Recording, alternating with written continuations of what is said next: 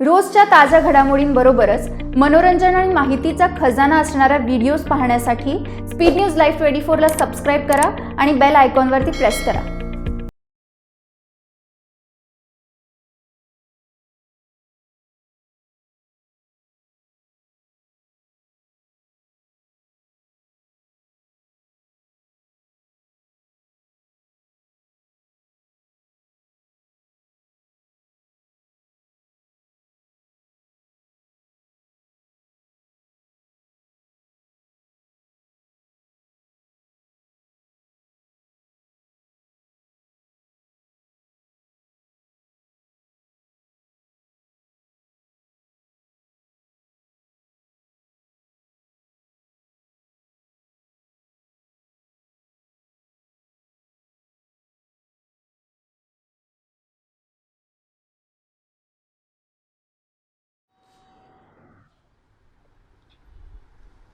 आणि हा तो रंग तलवार किती वर्ष? 350 वर्षाची तलवार आहे ती. काढू शकता तुम्ही? हो, एक मिनिट काढून दाखवू का?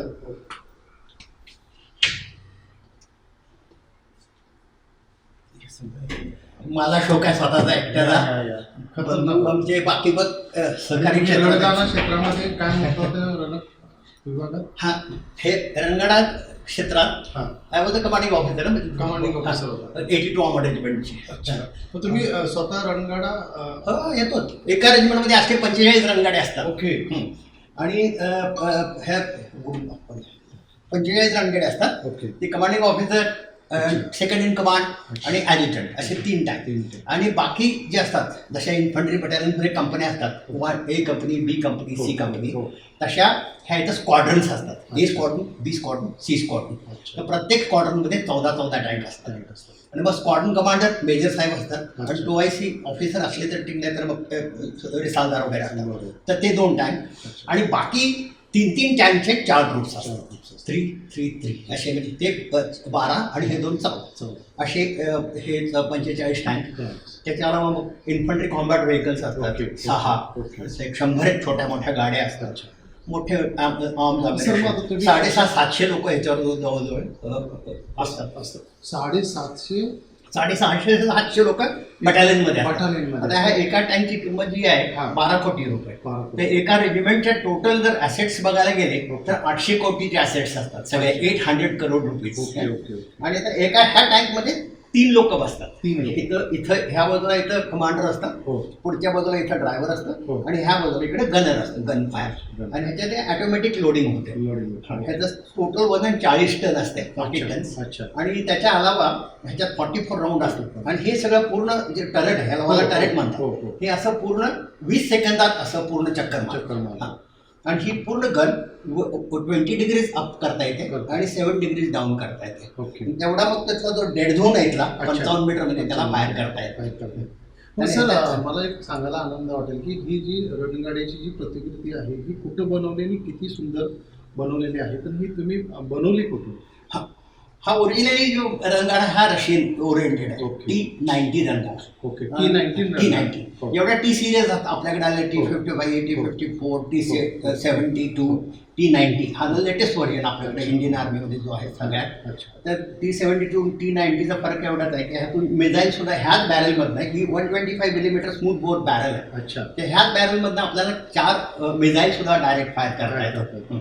तर ते हे आता रशियन जेवढे आपले मेनली जेवढे आहेत, जेवढ्या रेजिमेंटचं होते सगळ्या 80% सगळ्या T90च्या झालेल्या आहेत रशियन. पण आपल्याला आता सध्या हे मॅन्युफॅक्चरिंग ह्याच्याकरता मद्रासमध्ये अवॉर्डी म्हणून आहे, तिथं मॅन्युफॅक्चरिंग ह्याचे मिळालेलं आहे. आता हे जे बनवतात मिनिएचर रणगाडे वगैरे, हे अंबाला, मेरठ ह्या ठिकाणी, लुधियाना अशा ठिकाणी हे आर्मीचे जे स्टोअर्स आहेत ते बनवतात ऑन स्पेसिफिक डिमांड वगैरे. आता ही सर तलवार म्हटलं तुम्ही, ही किती वर्षापूर्वी? हा, हे 325 वर्षापूर्वीची तलवार आहे. आता ही ॲज आम्हाला तुझं कल्पना नव्हती, पण याच्यावर जे स्टॅम्प्स वगैरे मारलेले आहेत हे बाबासाहेब पुरंदरे साहेब इकडे आलेले, तर त्यांनी ते दाखवून म्हणाले की ही 325 वर्षाची तलवार आहे. 325 वर्षापूर्वीची ही तलवार आहे. आणि कर्नल सावंत साहेबांच्या घरीही आज ती इतिहासाचा संपूर्ण साक्षीदार ठरत आहे.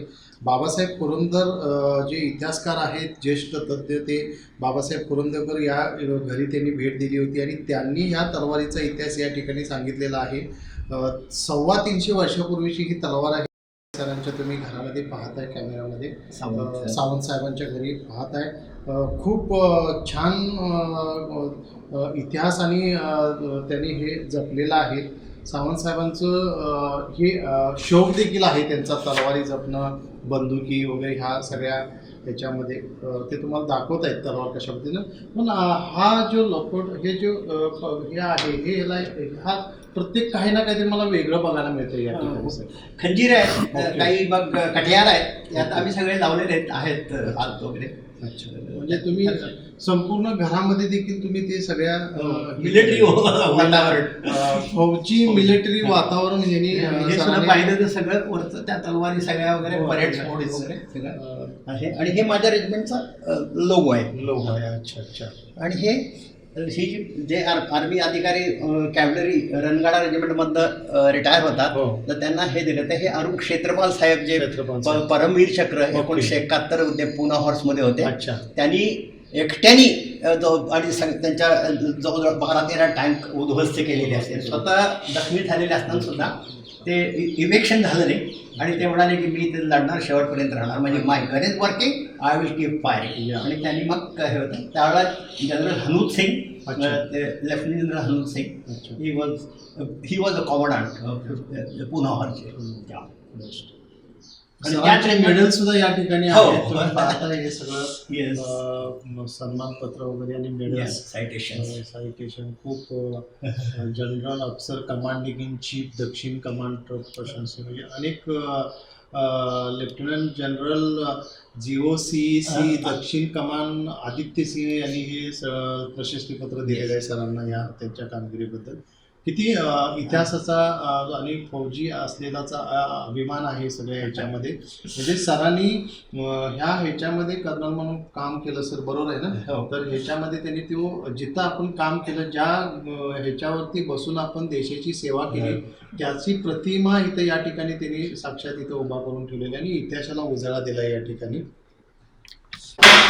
कर्नल अमरसिंह सावंत सरांच्या घरी आपण आहोत आणि सरांची अनेक माध्यमांनी, टाइम्स ऑफ इंडिया सारख्या वृत्तपत्रांनी त्यांची दखल घेतलेली आहे कामगिरीची आणि या सगळ्या गोष्टींचा इथं या ठिकाणी म्हणजे त्याचा आढावा आहे. हे तुम्ही पाहताय सगळे मेडल्स आहेत आणि बोटीतल्या जहाजाचं या ठिकाणी प्रतिकृती आहे. त्या काळातल्या ब्रिटिश काळातील तलवारी वगैरे ह्या ठिकाणी तुम्हाला पाहायला मिळत आहेत. अगदी मोठा खजिना या ठिकाणी त्यांनी जपलेला आहे आणि या सगळ्या फौजी आणि देशसेवेचं एक प्रतिमा या ठिकाणी आपल्याला पाहायला मिळते. खूप चांगलं सर तुमचा, म्हणजे हे सगळं जपत असताना, याची जपणूक करत असताना तुम्हाला खूप परिश्रम आजही घ्यावा लागत असेल, कारण त्याची देखभाल, दुरुस्ती, ह्या सगळ्या गोष्टी.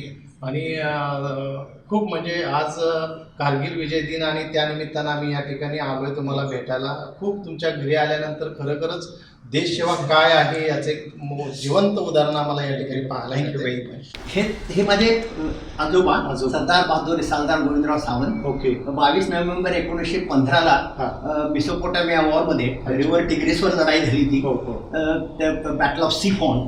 त्यावर त्याच्या कॅव्हलरी घोडदळाचा चार्ज करत असताना, टर्किश आर्मीच्या ह्याच्यावर चार्ज करत असताना 22 नोव्हेंबर 1915 सकाळी 11 वाजता 10 ते 11च्या दरम्यान ते शहीद झाले होते. त्याच्याबरोबर कोल्हापूर ह्या रेजिमेंटचे साधारण 23 घोडसवार होते, ते पण त्यांच्याबरोबर शहीद झालेले होते. ही फार मोठी लढाई झालेली होती. हा जो फोटोग्राफ, मग त्या लढाईनंतर त्यांचे जे हे करायचं होतं, ते क्रियाकर्म वगैरे करतात, लास्ट राईट्स करतात, त्यांना बासरा म्हणून एक वॉर मेमोरियल आहे, तिथं जाऊन त्यांच्या हिंदू ह्याच्या पद्धतीनं ब्रिटिश लोकांनी त्यांचे अंत्यसंस्कार करून परत त्यांचे युनिफॉर्म्स आणि काही मेडल्स वगैरे होते ते मग आमच्या मोठ्या काकांना पाठवले होते. आमचं गाव पायापेचवाडी म्हणून. तसं आमचं ग्रुपिंग सगळं शिरोळला झालं. But otherwise this is the thing. ते त्यांची बिगेस्ट अचिव्हमेंट आहे. हे सगळे मेडल्स त्यांना मिळालेले आहेत. आजोबांचे आजोबांचे. तर ते आमच्याकडे नव्हते, पण नंतर मी जेव्हा एकदा कॅनडाला गेलो होतो तिथे एक ब्रिटिश अधिकारी भेटले, वर्ल्ड वॉर 2 मध्ये होते. तर त्यांना मी विचारलं, त्यांनी मग मला समजावून सांगितले ही मेडल्स त्यांना ऑथराईज आहेत. मग ते बकिंगहॅम पॅलेस मधला आमचा मुलगा जर्मनीत जो असतो तो जाऊन स्वतः तिथं जाऊन तो मिनिएचर मेडल्स मग त्यांना पेमेंट घेऊन आलो. तर त्याची वेळ हा 1914चा फोटोग्राफ आहे. 1914चा ओरिजिनल फोटोग्राफ आहे. 1914 हे माझ्या आजोबा मध्ये आहे. तर ते लढाईला पहिल्या मैदानात जायच्या आधी पूर्ण बटालियनचा एक फोटोग्राफ त्यांनी काढलेला होता. आणि त्या पद्धतीनं जेव्हा शहीद झाले तर ते क्वीन मेरी त्यांनी आमच्या आजींना कंडोलन्स मेसेज पाठवलेला होता. आणि त्यानंतर जॉर्ज शिवाजीराव महाराज सिंध्या यांच्याकडे आमच्या वडिलांचे आजोबांचे मोठे बंधू म्हणजे मोठे आजोबा आमचे ते कर्नल होते. तर त्यांना कंडोलन्स मेसेज पाठवला होता आजींना आमच्या की असं झालं. आणि हे पत्र पाठवलं ओरिजिनल पत्र ज्यावेळेला ते शहीद झाले त्यावेळेला हे जॉर्ज शिवाजीराव महाराज शिंद्याचे सरकार त्यांनी हे पत्र पाठवलं. आणि ही क्वीन मेरीच आहे. आणि हे जे जनरल मेलिस विक्टोरिया क्रॉस त्यांनी लढाई लीड केली. टर्किश आर्मीचे 13,000 सैनिक होते, ब्रिटिश इंडियन आर्मीचे 10,000 सैनिक होते. तर त्याचे इन्चार्ज हे जनरल मेलिस होते, कॅव्हलरीचे इन्चार्ज. तर त्यांनी मग आमच्या आजींना परत कंडोलन्स मेसेज लिहिला की असं तुमचे फार. आणि त्यांना मग सरदार बहादूर पदवी मिळाली. आणि 500 एकर जमीन पण आम्हाला म्हणजे जंगी जहागीर म्हणून दिली गेली. ती कुठे गेली? सांगली जिल्ह्यात. सांगली जिल्ह्यामध्ये पायापची वाडी. येस पायापची वाडी, आरग बेडक ह्या पूर्ण भाग. हा तुमचा फॅमिली फोटो? हो. हा आत्ता माझा लहान मुलगा जर्मन मुलीशी त्याने लग्न केलं. तर तो आत्ताच झालेला आहे. तिकडे पलीकडे माझा मोठ्या मुलाच्या ते पण एक कर्नल शिंदे म्हणून आहेत औरंगाबादचे, त्यांच्या मुलीशी त्यांनी लग्न केलेलं आहे. आणि हे महाराज वगैरे राणीसाहेब ज्यावेळेला आम्ही गॉल्फ कोर्स टुर्नामेंट केली त्यावेळेचा तो तिथला फोटो आहे. कोर्ट्समध्ये कोल्हापूरला होतो. तर ते आम्हाला we want the prime minister banner म्हणून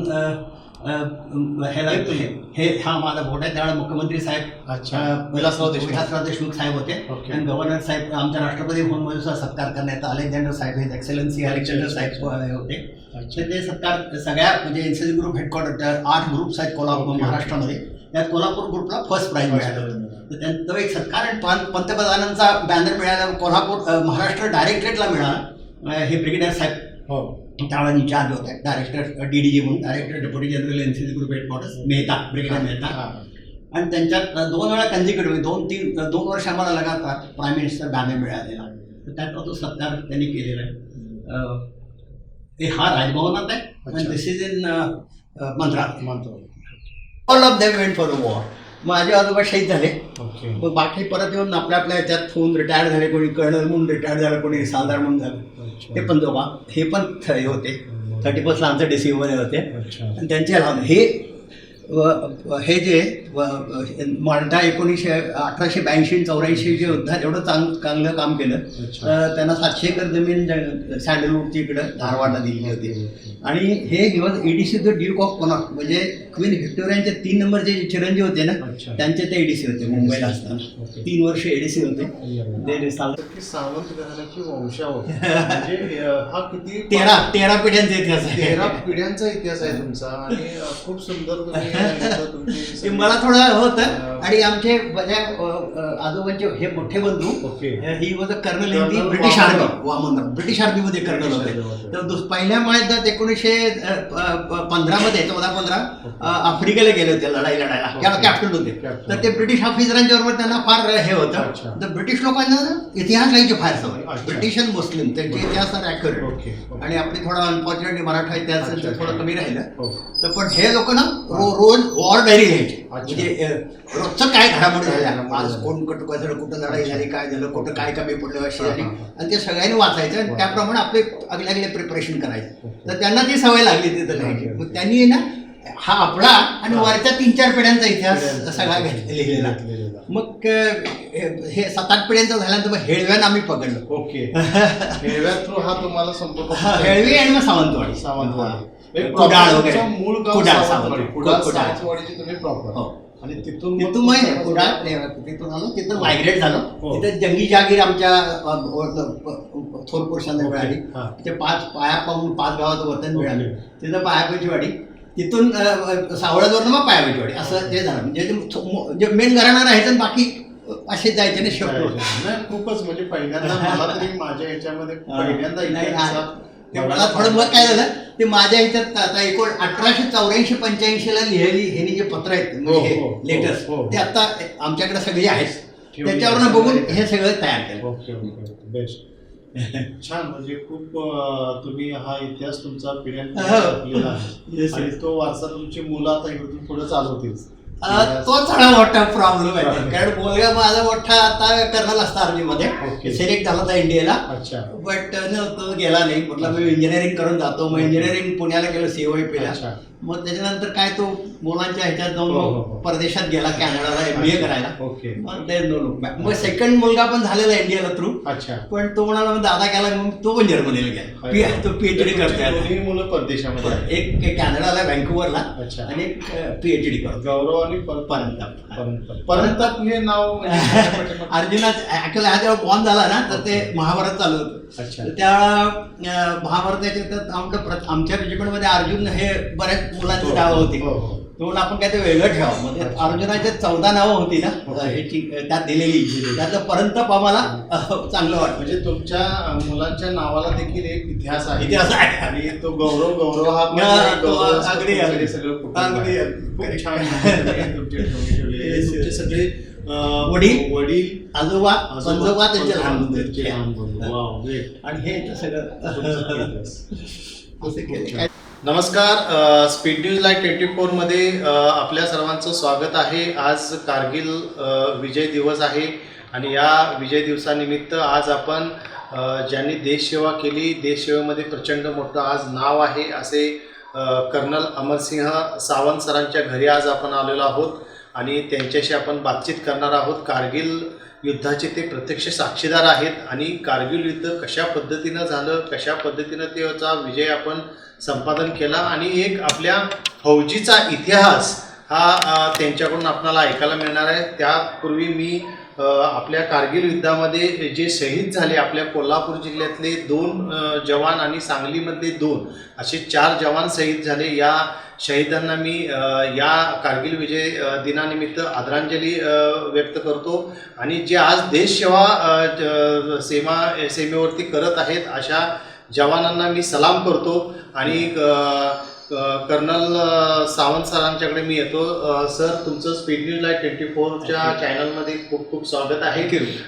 मला खूप आनंद वाटला तुम्हाला भेटून, कारण मी ज्या वेळेला गाडीतून एंट्री केली त्यावेळेला तुमच्या घराची रचनाच फौजी मिलिटरी घरासारखी आहे. म्हणजे देशसेवा तुमच्या मनात आणि रक्तात भिनलेली आहे. हे दृश्य मला तुमचं घर पाहून. दुसरी गोष्ट सर, की आज कारगिल विजय दिन आहोत, त्या निमित्तानं आज आपण एकत्र आहोत. मला थोडीशी तुमची ओळख म्हणजे तुमचा प्रवास आणि त्यानंतर कारगिल युद्धाचे तुम्ही प्रत्यक्ष साक्षीदार आहात तो थोडासा अनुभव आणि आपल्या ह्या जगभरातल्या प्रेक्षकांना ऐकायला खूप छान वाटेल आणि कारगिल विजय दिवसानिमित्त देशाची एक सेवा हा स्पीड न्यूज लाईव्ह 24च्या माध्यमातून केलेल्याचा आनंदही आम्हाला मिळेल. प्लीज तुमचं इंट्रोडक्शन देऊन तुम्ही कारगिल विजय दिनानिमित्तीचा जो काय तुमचा इतिहास तुम्ही डोळ्यानं पाहिला आहात, जो तुम्ही प्रत्यक्ष साक्षीदार त्याचे आहात, त्याबद्दल थोडंसं तुम्ही सांगा सर. ओके. जय हिंद सगळ्यांना आणि कारगिल विजय दिवसाच्या सगळ्यांना मी शुभेच्छा देतो. तसेच सर्वप्रथम आपले जे 527 ऑफिसर्स, JCO साहेबान आणि जवान शहीद झाले या युद्धात, त्या सर्वांना श्रद्धांजली, त्यांच्या आत्मा पीस, रेस्ट इन पीस म्हणतो आणि माझे सुरू करतो. एकंदर आपल्याला मी माझ्याबद्दल सांगायचं म्हणजे मी कर्नल अमरसिंह रामचंद्रराव सावंत.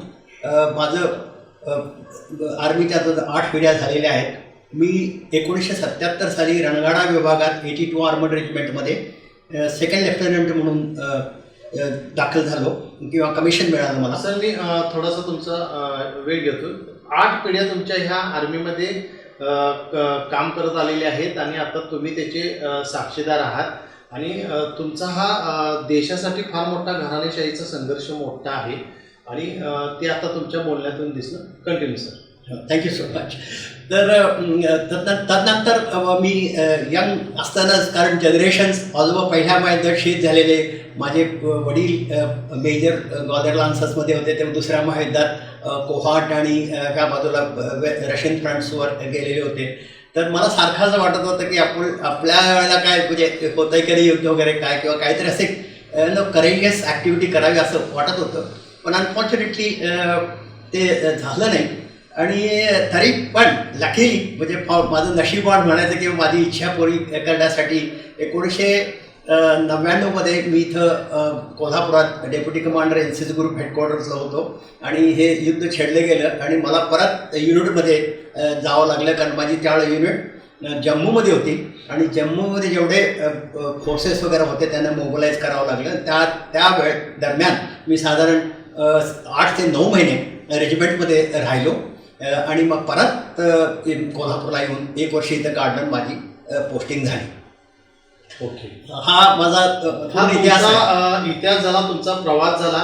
पण कारगिल युद्धामध्ये तुम्हाला जेव्हा तुम्ही ज्या ठिकाणी होता तिथं कॉल आला, कॉल बॅक नंतर तुम्ही लगेच कारगिल युद्धाकडे रवाना झाला आणि तुम्ही तिथे प्रत्यक्ष साक्षीदार आहात. प्रत्यक्ष युद्धात जरी सहभागी झाला नसला तरी तुम्ही युद्धाचे पूर्ण तुम्ही तिथे साक्षीदार आहेत. युद्ध झाल्यानंतरची काय परिस्थिती होती, कशा पद्धतीने ती युद्धाची तिथं त्या ठिकाणी युद्ध कशा पद्धतीने घडलं, ह्या सगळ्या गोष्टींचं जे कारगिल युद्ध होतं, ज्यावेळेला कारगिल युद्ध सुरू आहे आणि प्रचंड दोन्हीकडून युद्धाचा भडीमार सुरू आहे, हे ज्यावेळेला ऐकायला मिळत होतं त्यावेळेला लोक श्वास धरून बसलेली की आता काय होते आपल्या देशात. बरोबर. या सगळ्या ह्याच्यामध्ये आम्हाला ते तुम्ही प्रत्यक्ष साक्षीदार असल्यामुळं ऐकायला खूप म्हणजे आम्हाला तो अनुभव खूप महत्वाचा आहे सर. बरोबर. ह्या कारगिल युद्धाचं ॲक्च्युली थोडासा मागे जाऊन मी थोडासा इतिहास सांगू इच्छितो आपल्याला. नक्की सर. ही परिस्थिती ज्यावेळेला झाली, सुरुवात झाली ती ॲक्च्युली जनरल झियाउल हक हे पाकिस्तानचे 6वे राष्ट्रपती होते किंवा 4 स्टार जनरल ज्यावेळेला होते. झालं काय, ॲक्च्युली जनरल झियाउल हक पैदायशी इंडिया, ते जलंधरमध्ये त्यांचा जन्म झालेला, त्यांचं शिक्षण वगैरे इकडे सगळं झालेलं इथलं. आणि त्यांनी 1947 नंतरच ते तिकडे गेले. आणि ते पण फॉर्च्युनेटली 22 कॅव्हलरी म्हणजे घुडसवार आणि तदनंतर आमोटकोरमध्ये म्हणजे काळी टोपी, जेवढे आमोटकोरचे लोक असतात किंवा रणगाडेवाले ते ऑल ओव्हर द वर्ल्ड काळी टोपी घालतात. तर त्या विभागाचे होते, खूप हुशार आणि must be nice thing. Okay. तर he was a master man behind the whole thing. झालं काय की जनरल साहेब ज्यावेळेला he was a 4 star general in Pakistan army, त्यावेळेला ह्यांचे खचपत पॉलिटिकल सेटअपमध्ये आणि ह्यांच्यामध्ये थोडी खचपत चाललेली. ओके.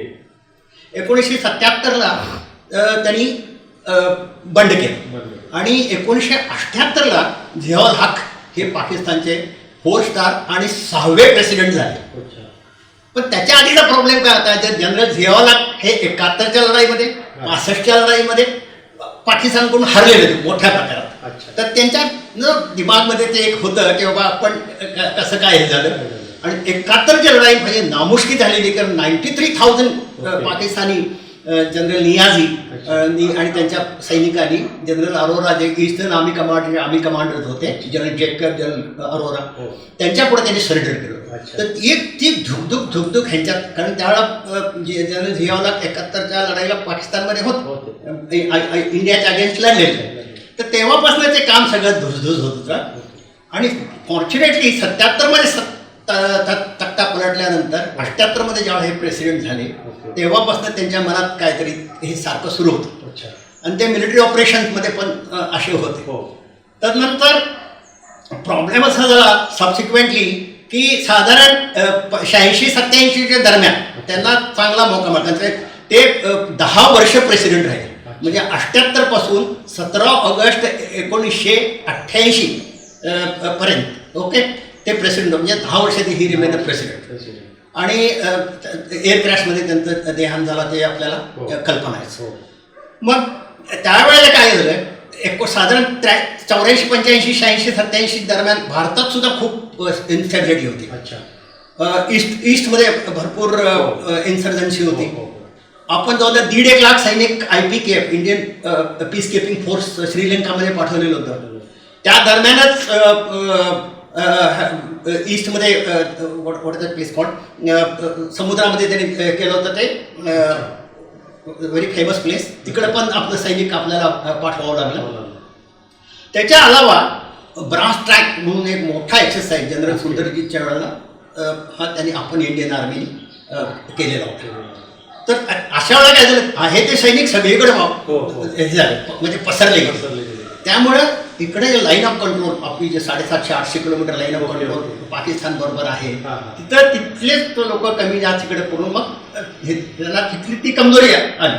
तर त्याचा त्यांनी फायदा त्यावेळेला उठवला आणि आपले मुजाहिदीन काही पक्के सैनिक असे हे कारगिलच्या भागात ऑक्युपाईड काश्मीरमध्ये वगैरे जे आहेत आपलीच जागा ज्यांनी आता पाकिस्तानने ऑक्युपाईड केली आहे त्यात त्यांनी इंडक्ट करायला सुरू केलं.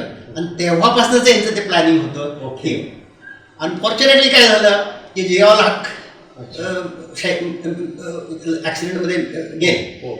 मग त्याच्यानंतर ज्यावेळा हे जनरल मुशर्रफ हा मनुष्य ही वॉज फ्रॉम आर्टिलरी म्हणजे तोफखाना विभागाचे अधिकारी होते.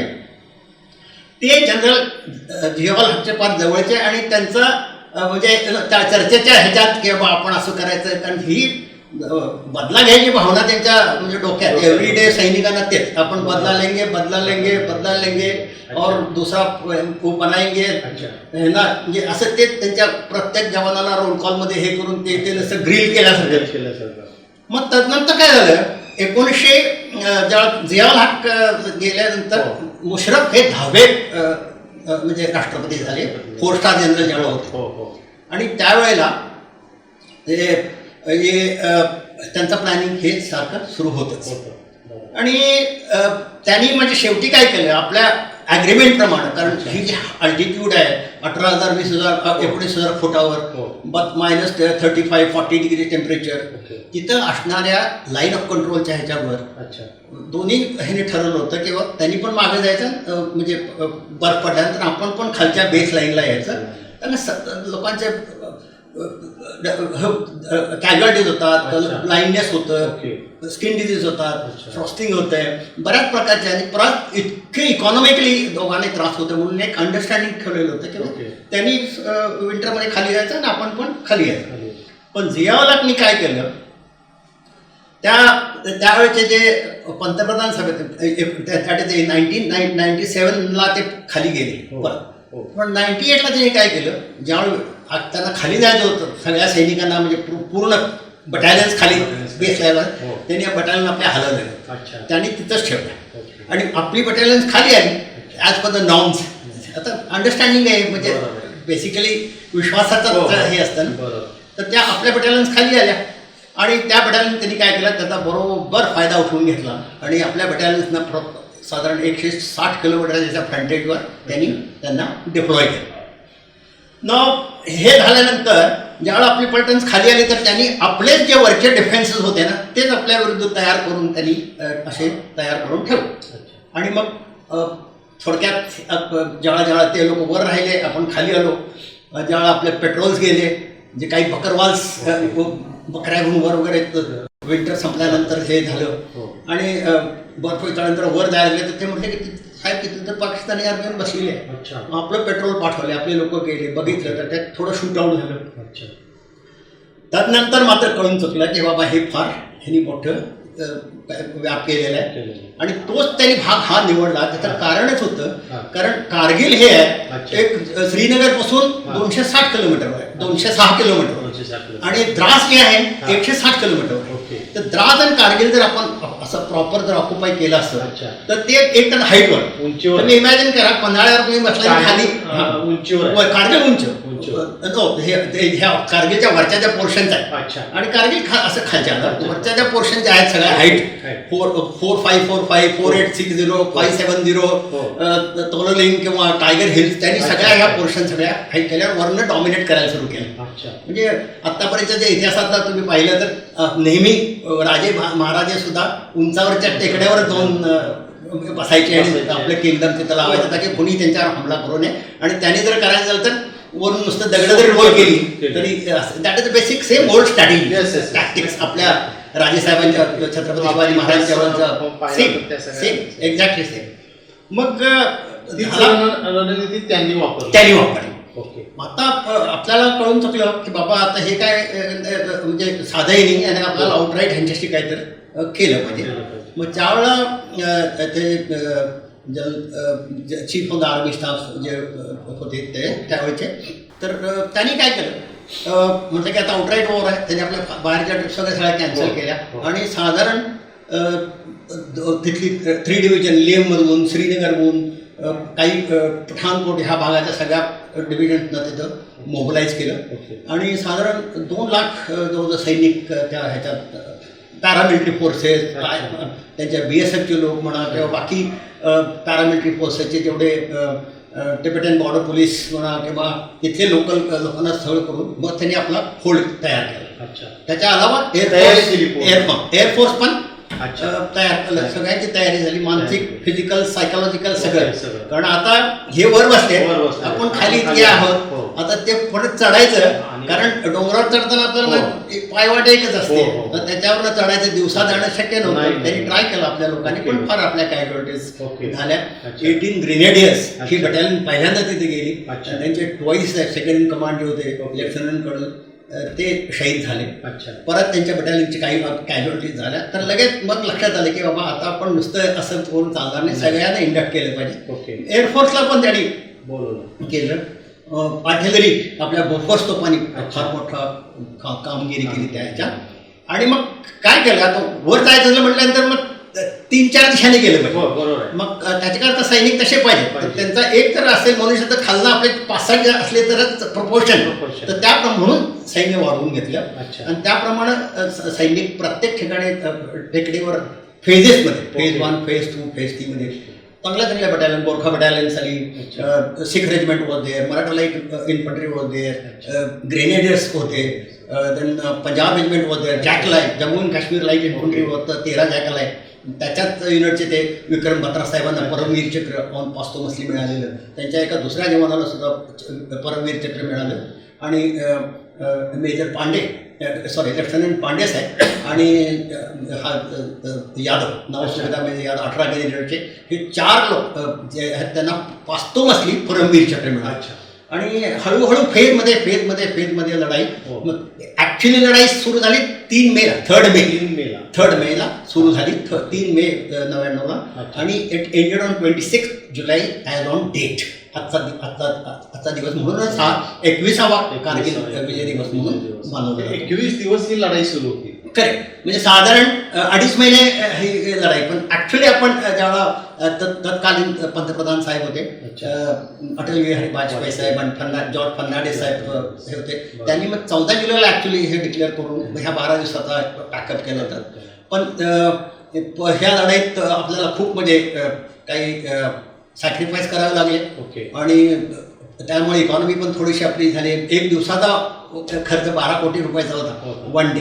पण त्यात सगळ्यात सैनिक म्हणजे इन्फंट्री असो, आर्टिलरी असो, देन एअरफोर्स असो, नेव्हीचे लोक असो, हे सगळ्यांनी कॉम्बॅट सगळे आर्म्स हे एक तयार केलं आणि सगळीकडूनच त्यांना घेरून त्यांना पाकिस्तानाला हरवून टाकलं. पण unfortunately we lost so many people. म्हणजे खूपच लोकांचं नुकसान झालं. पण यंग ऑफिसर्स, कॅप्टन, मेजर लेवलला, लेफ्टनंट कर्नल लेवलला लोक हे शहीद झाले. अँड त्यात 4 परमवीर चक्र. अँड त्यात दोघं म्हणजे अधिकारी जे होते, लेफ्टनंट पांडे साहेब आणि विक्रम बत्रा साहेब, हे पास्तोमसली मरणोपरांत. आणि 2 जे राहिले ते जीवन ते आता सर्विंग सुभेदार मेजर आणि एका ह्याच्यात सुभेदार असे म्हणून ते सर्व्हिस. एकीकडं सर कारगिल विजय, कारगिल युद्ध हे जिंकल्याचा आनंद होता आणि एकीकडं आपले सहकारी जे आपल्याला खांद्याला खांदा लावून शत्रूशी 2 हात करून लढत होते ते पण धारातीर्थ पडले. ते हे एक दुःख पण एकीकडे ह्या ठिकाणी होते. आणि हे सगळा नजरानं तुम्ही तुमच्या डोळ्याला पाहिलेले आहात.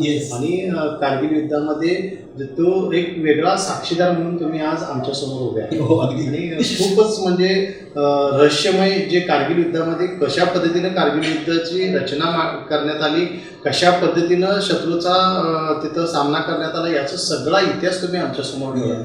खूप म्हणजे आम्हाला तो संघर्ष तुमच्याकडून जो ऐकताना अंगावर शहारे येत होते की म्हणजे प्रत्यक्ष तिथं युद्धामध्ये असलेली व्यक्ती, सहभागी झालेली व्यक्ती, तिथं ज्या काय ऑर्डर्स दिल्या जात होत्या त्या फॉलो होत होत्या आणि ते तुम्ही सगळं पाहत होता. आणि मग पाकिस्तानी सैन्याला जर नेस्तनाबूत करायचं असेल, त्यांना हरवायचं असेल तर त्या पद्धतीनं कशी मांडणी केली पाहिजे, कशा पद्धतीनं ते गट्स एकत्र करून एकत्ररित्या हल्ला करणं, हे सगळ्या गोष्टीचं प्री प्लॅन होता.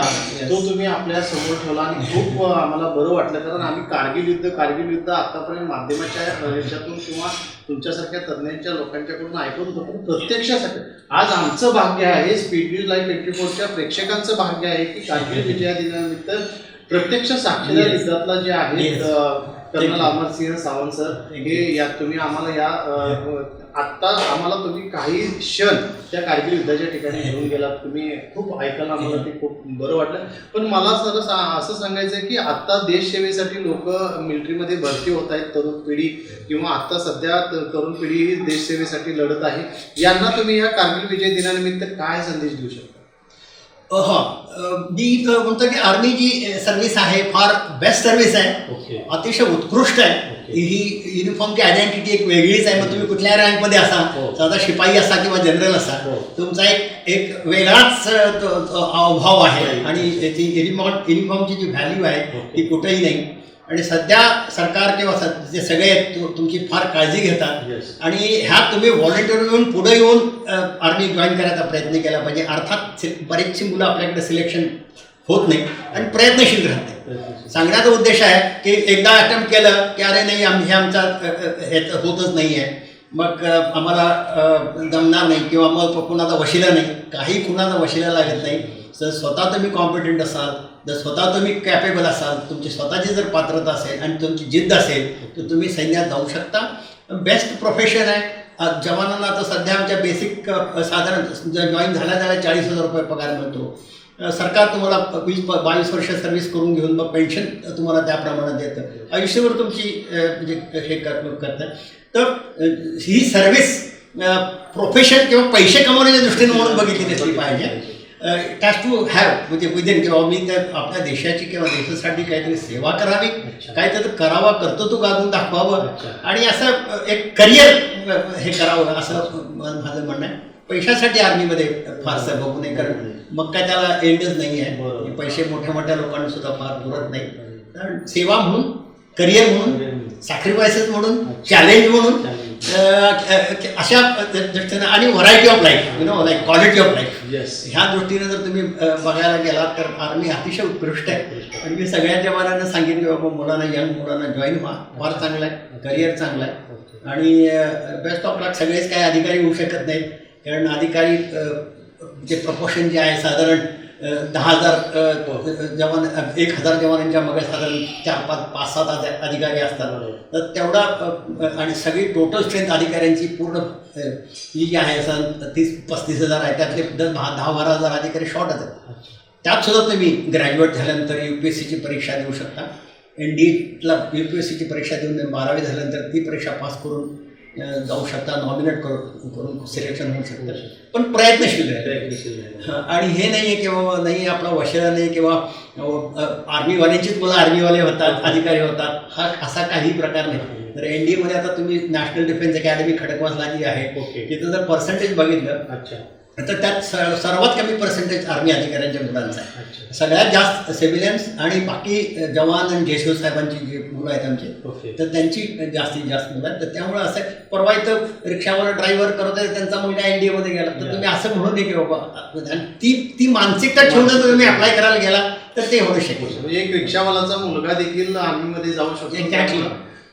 सरांचं असं म्हणणं आहे की युवकांनी देशसेवेसाठी पुढे यावं, कर्तृत्वासाठी पुढे यावं आणि एक मान सन्मान या ठिकाणी दिला जातो आणि समाजामध्ये मिळतोही. आणि आपली देशसेवा ही डोक्यामध्ये मनामध्ये ठेवूनच युवकांनी पुढे यावं.